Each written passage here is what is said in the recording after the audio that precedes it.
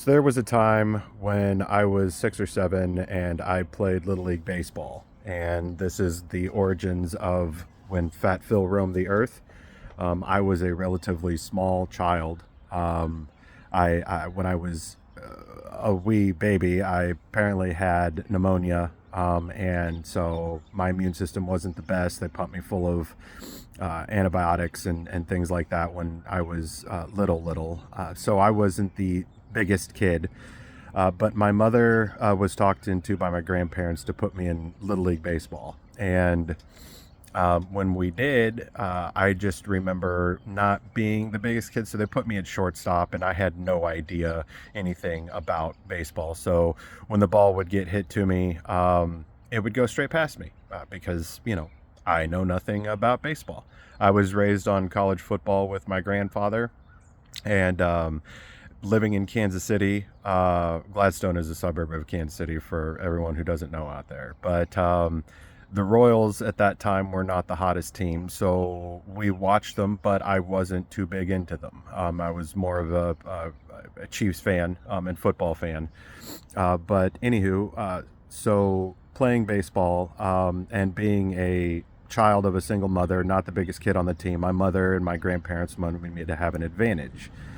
So during the fundraiser, um, now also to put this into perspective, back then we did not have the $1 candy bars, and the fundraisers were actually name brand candy. I don't know if I can say the names of them, but they come in little brown and yellow packages. Some have peanuts, some do not.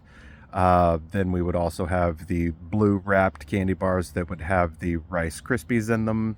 And then we had the name brand H chocolate bars that would also have almonds in them and peanuts.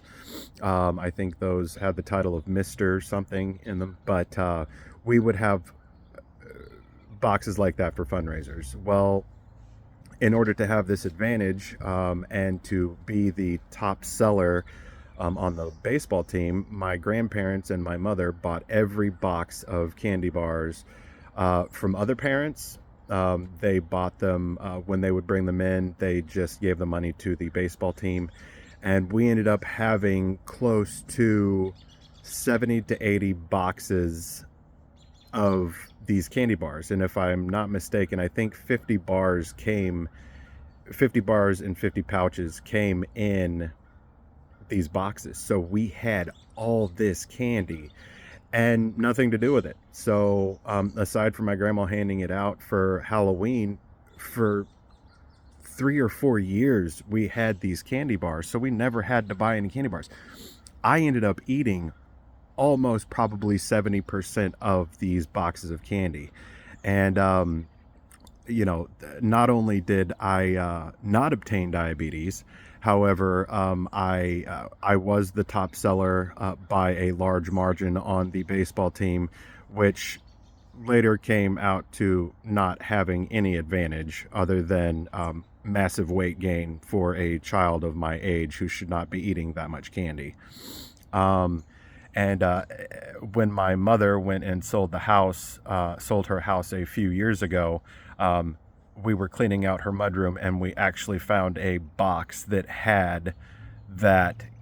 It wasn't full. I think there was maybe 1 bar, 2 bars left in it. But I mean, we're talking 20, almost 30 years of that box sitting under clutter. But yeah, so I loved candy back then, and that stuck with me for the rest of my life. And no advantage to the baseball team, and I never played baseball after that.